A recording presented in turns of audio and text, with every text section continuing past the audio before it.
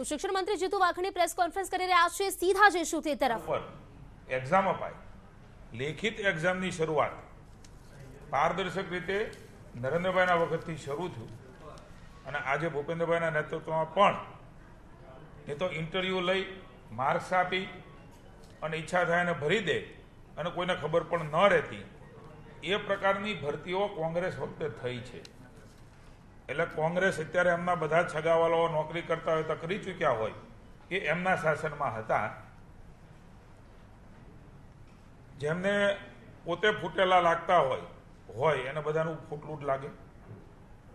હું કોંગ્રેસના આગેવાનોને વિનમ્રતાપૂર્વક કહું છું, ગૃહમાં એ પ્રશ્ન નહોતો, નોટિસ નહોતી, છતાં પણ એ ફ્લોર ઉપર બોલ્યા છે ત્યારે માનની અધ્યક્ષશ્રીનો એ પર્યાય છે।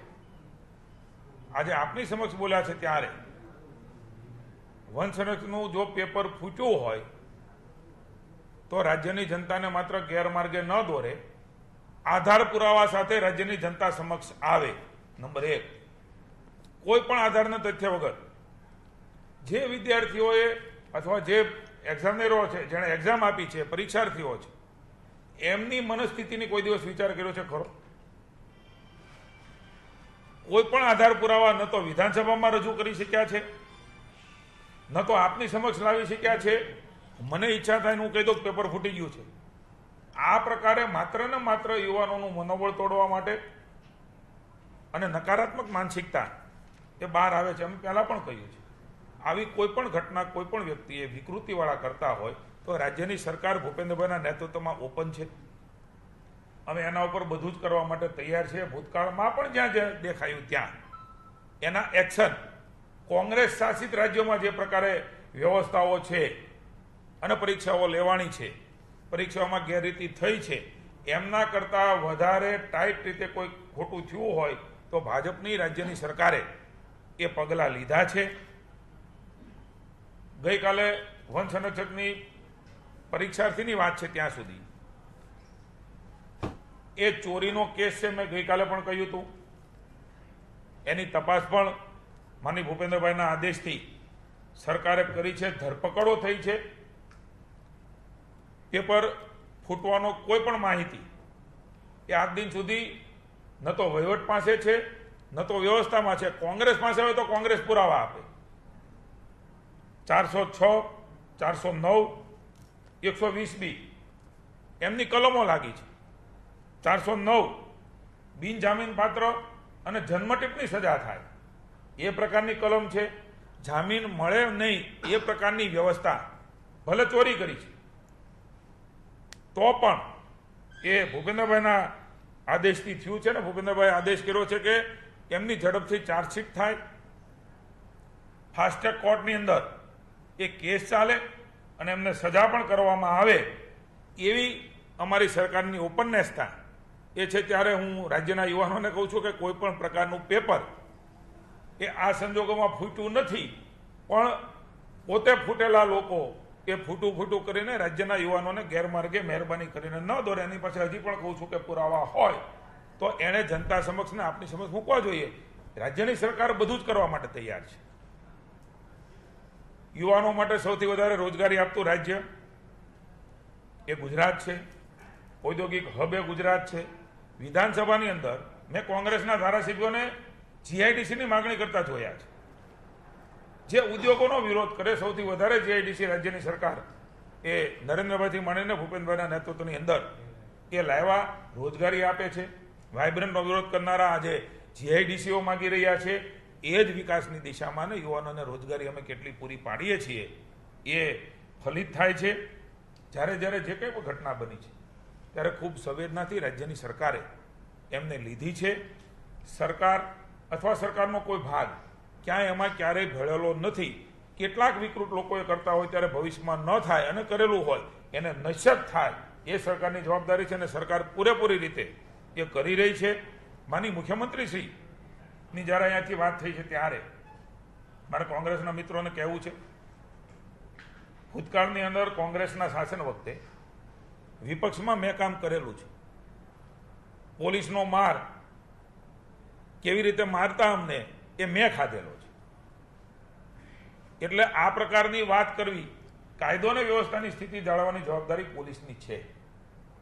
આ રાજ્યમાં ખુલ્લું મૂકી દેવાનું, અરાજકતા ફેલાવવાની, તોફાનો કરાવવાના, આ કોંગ્રેસના શિરે એનો ઇતિહાસ છે. ત્યારે કાયદો અને વ્યવસ્થા સુચારુ રીતે જળવાય. હા, વિરોધ કરવાનો બધાને અધિકાર છે. કોંગ્રેસનો વિરોધ પક્ષ છે, અમારું ધ્યાન દોરે, એનો ક્યારેય કોઈ વિરોધ ન હોઈ શકે, પણ એની એક મર્યાદાઓ હોય છે અને એ પ્રમાણે કાયદાની વ્યવસ્થાની સ્થિતિમાં એ લોકો કરતા હોય છે. અને ધારાસભ્યને અટકાવવાની વાત, એમાં મુખ્યમંત્રીશ્રીની વાત કેટલું ટ્વિસ્ટ કરીને કોંગ્રેસ મૂકે છે. માની મુખ્યમંત્રીશ્રીએ સંવેદનાથી, લાગણીથી ગ્રહમાં ઊભા થઈને અધ્યક્ષશ્રીએ પણ માની નીમાબેને કહ્યું કે આવી કોઈ બાબત હશે તો એનો ચોક્કસ તપાસ કરીને એની ઉપર જે કાંઈ કરવું ઘટતું હશે એ કરે છે. અને માની મુખ્યમંત્રીશ્રીએ સ્વયં ગ્રહના નેતા તરીકે સૌ ધારાસભ્યો એ લોકોના પ્રતિનિધિ છે. એક ચાહે કોંગ્રેસના હોય કે ભાજપના હોય કે અન્ય પ્રતિનિધિ હોય, એ બધા જ પ્રતિનિધિઓનું સન્માન રહે ગ્રહની અંદર, અને આમ પણ એનું સન્માન રહે, જવાબદારી એ સૌની હોય છે. ત્યારે મને મુખ્યમંત્રીએ પણ ઇન્ટરવ્યુ થઈને કહ્યું છે કે આ ઘટના જો બની હોય તો હું પણ એમાં ઊંડાણપૂર્વક તપાસ કરીશ, અને ન બન્યું છે એવું હું પણ માનું છું. આ પ્રકારની એક ઊંચાઈ માની મુખ્યમંત્રીશ્રીએ આવશ્યકતા નથી, છતાં પણ એ બધા ધારાસભ્યોને એક ભાવથી એમનો જે સ્વભાવ રહ્યો છે, એની જે શાલીનતા છે, એ પ્રમાણે એમણે ગ્રહની અંદર એ પણ વાત એણે આશ્વાસન આપ્યું છે. એટલે મુખ્યમંત્રીશ્રીએ વહી જવાનો વિષય જ નથી. મુખ્યમંત્રીશ્રીએ તો ઉલટાની ઊભા થઈને વાત કરી છે. એટલે કોંગ્રેસની બેધારી નીતિ, કોંગ્રેસના બે બોલ બે ચાલ એ જનતા જનાર્દન સમક્ષ આવ્યા છે. કારણ કે 28 વર્ષથી શાસનમાં નથી, એટલે માછલી પાણી વગર તરફડે એમ સત્તા વગર તરફડતી કોંગ્રેસ એ રાહ જોવે છે. પણ 22માં જનતા જનાર્દન પણ એમને આવવા દેવા નથી. કારણ કે ગ્રહની અંદર પણ સકારાત્મક વાત કરવી, લોકોના પ્રશ્નો ઉઠાવવા, જેણે તળિયું અને ધરતી ગુમાવી દીધી છે, એ માત્ર મીડિયામાં કવરેજ લેવા માટે, એ ચર્ચામાં રહેવા માટે માગે છે. કારણ કે ધરતી ઉપર કાયમ કામ કરવું નથી. કોઈ નેતાની ધરતી રહી નથી, કોંગ્રેસના આગેવાનોની ધરતી રહી નથી. પ્રજાએ એમને ધરતી ઉપરથી ઉપાડી લીધા છે, ત્યારે એ માત્ર હવામાં હવાત્યા મારતા હોય એ પ્રકારનું દ્રશ્ય એ આજે જોવા મળે છે.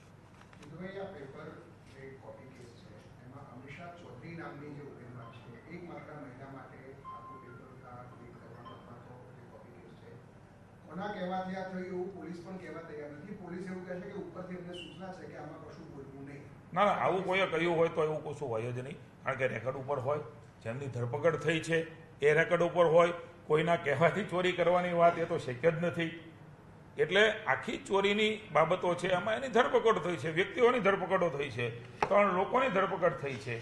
એથી પણ વધારે જે એમાં સંબંધિત હોય, જે પ્રાઇમરી દેખાતું હોય કે એમણે પણ એમાં મદદગારી અને સામેલગીરી કરી છે, એ સુપરવાઇઝરની ધરપકડ થઈ છે. એટલે આમાં કશું પોલીસે કે અમારે કશું છુપાવવાની આવશ્યકતા કે રેકર્ડ ઉપર હોય છે, એની ધરપકડો કોર્ટમાં રજૂ કરવાના હોય છે.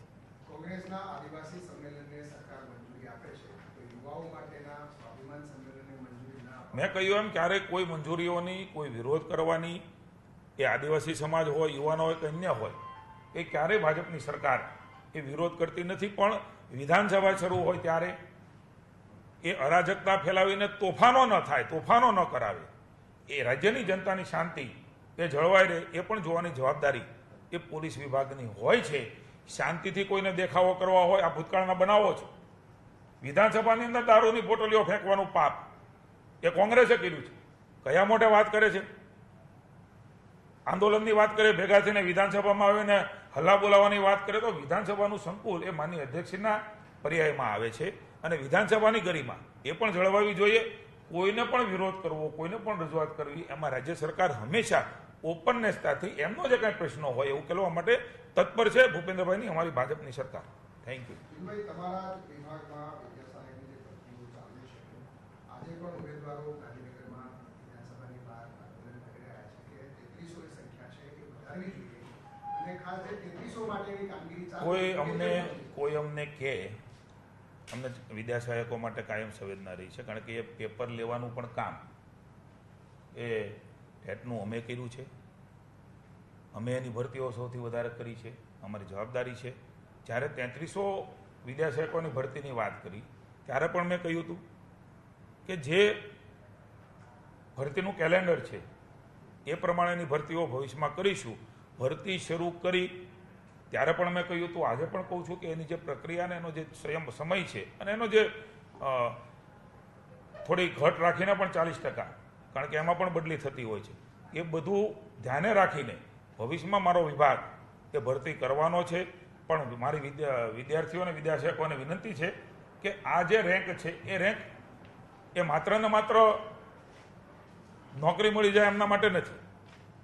તમને એક ડેઝિગ્નેશન આપ્યું છે જેમના કારણે અન્ય જગ્યાએ પણ આપ નોકરી કરી શકો. ને હા, જ્યારે પણ ભરતી વિદ્યાર્થીઓની થાય ત્યારે જે મેરિટના ધોરણ ઉપર એક પણ રૂપિયો દીધા વગર વર્ષોથી ભૂતકાળમાં કોંગ્રેસના વખતે આપણને ખબર છે શિક્ષકોની ભરતીમાં કેટલા પૈસા લેવાતા હતા, એ રીતે પ્રામાણિકતાથી હમણાં 3300ની ભરતી અમે મૂકી છે.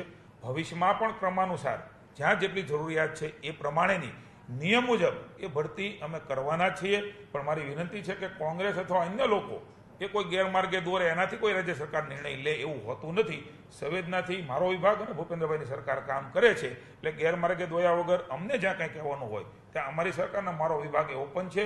અમે જ્યાં પણ જેવી જરૂર હોય ત્યાં યુવાનોને વધારે વધારે નોકરી મળે એનો જ એક ભાગ વન સંરક્ષક છે, એનો એક ભાગ અમારું છે, એનો જ એક ભાગ પંચાયતી પસંદગી મંડળ છે. આ બધી જ ભરતીની પ્રક્રિયાઓ ક્રમાનુસાર ભૂપેન્દ્રભાઈ આવ્યા પછી એ શરૂ થઈ છે અને શરૂ રહેવાની છે. Thank you. રાજ્યસભામાં તમને સહયોગ કરનારી બીટી તો શિક્ષણ મંત્રી જીતુ વાઘાણીએ પત્રકાર પરિષદ યોજી છે. તેમણે કોંગ્રેસ પર સીધો કટાક્ષ કર્યો છે. તેમણે જણાવ્યું છે કે કોંગ્રેસ જે રીતે કહી રહી છે કે પેપર ફૂટ્યું છે, તો તેના જે આરોપ કરી રહ્યા છે તેના માટે જે આધાર પુરાવા રજૂ નથી કરાયા, આધાર પુરાવા રજૂ કરીને તે લોકો વિરોધ કરે.